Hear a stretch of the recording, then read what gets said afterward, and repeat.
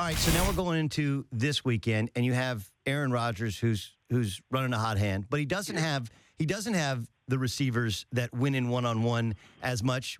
Devontae coming off the ankle, and of course, we don't think he'll have Jordy Nelson. How difficult is it to keep up with Atlanta that has potent weaponry all around in what looks like a shootout? How can Green Bay keep up? I like this question. Okay, let's talk about what Green Bay has instead of what they don't have. They have a wonderful slot receiver in Cobb. He can move chains like chains had never been moved. They have a promising tight end that just beat the brakes off of all-pro linebacker any way he wanted them this past week, right? And that's one of the reasons why Dallas didn't blitz oftentimes, because your linebacker would get exposed. You got Montgomery coming out of the backfield. Okay, if you want to blitz everybody when they spread you out, guess who has the receiver/running back coming out of the backfield? A linebacker, and he's going to kill him. So that's what you do have with Aaron Rodgers. And the only thing that is not just of expertise is the running game. But what Montgomery gives you is a guy that hits the hole now, and he can hit it hard. Now, on the other hand, the Atlanta Falcons are the #1 scoring offense in the league. They will score early. They will score often. They have a two-headed monster that can run the ball extremely well. And a grown man out there, when you choose your poison to stop this run or lay back in cover 2 to stop Julio, something's going to hurt.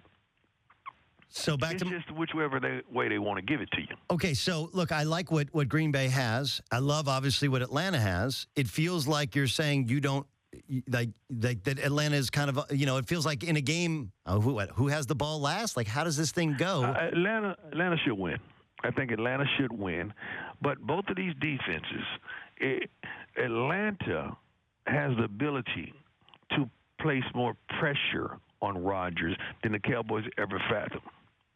Atlanta has one of the premier pass rushers youngsters in the game right now. I believe he went to the Pro Bowl. I don't know for sure yet, but I think he did. As well as a savvy veteran that knows how to get off the rock. It just needs this one game to just laminate his legacy.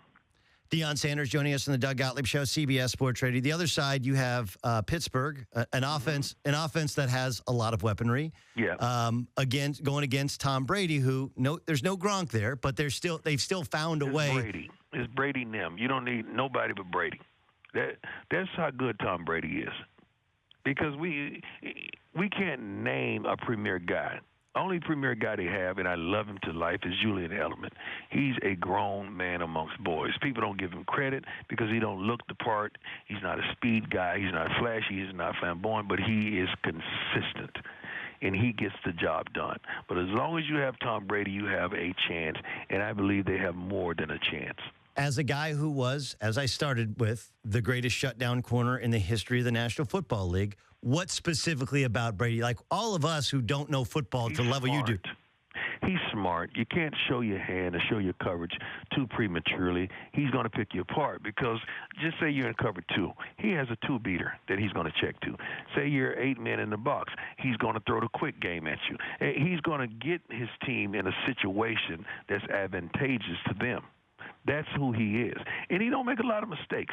And the thing about it, Brady, if you watch his presser after the game, he was still upset about a couple plays that he missed and he made, and picks that he threw.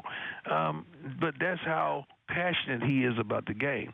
I love the matchups because I want to see what they do defensively, because they've been known to take away your strength. That's what New England does. But which is their strength for Pittsburgh? Is it the running game or is it Antonio Brown? Because you have to choose.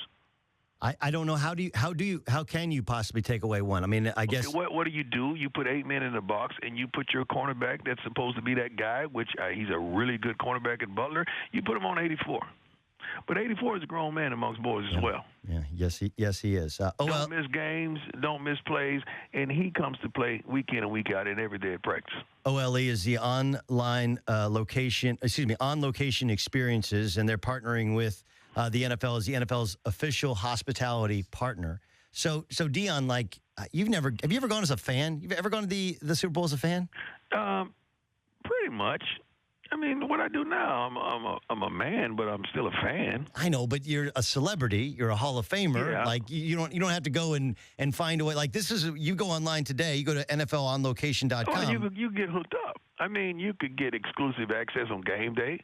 You get passes to pre and post game parties, expedited entry into the stadium, on-field access to the celebration of the Lombardi Trophy.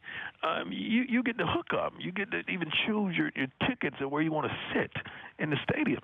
You get the hookup, man. This is a good thing. There were some that thought that Darrelle Revis a couple of years ago was at the level that you were at times in terms of shutting guys down, right? Right. And then this year the bottom fell out, and he looked washed. Right, he looked washed.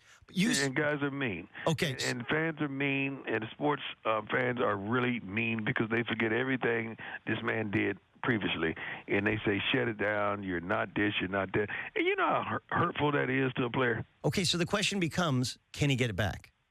No, you don't get that back because you've lost respect. It's like that bully getting beat up in the playground. The bully was the bully until somebody whooped the bully.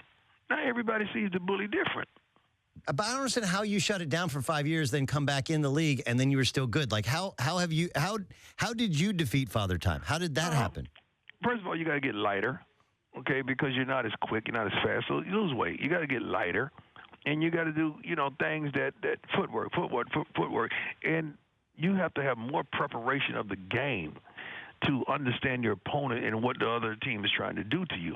A lot of people get beat these days in the league because they don't even study. How can you not study when you got a network called the NFL? All they have on is creative ways to study. The technology today, you could pull up every out route Antonio Brown runs, every 10-yard route he runs right now with a click of a button. How can you not study?